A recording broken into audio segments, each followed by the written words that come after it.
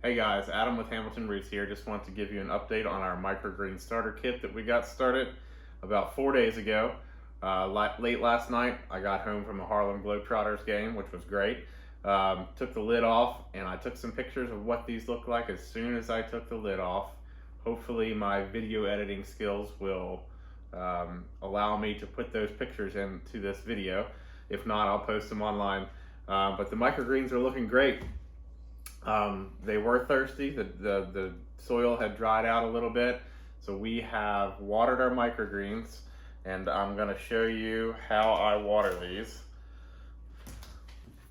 Okay, so you take the top tray out, and in here you have these two ridges.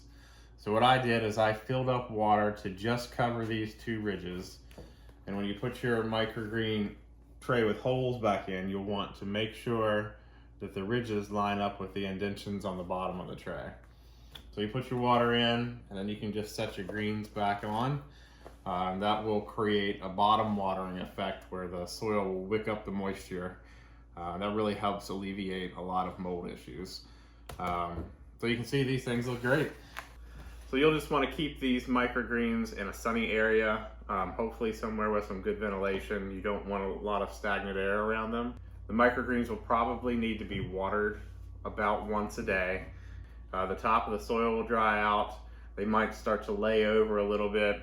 Those are all signs that it's time to water your microgreens. I'll post another update in a couple days after the cotyledon leaves have opened up and greened up. And hopefully here in about 10 more days or so, we'll be able to harvest these.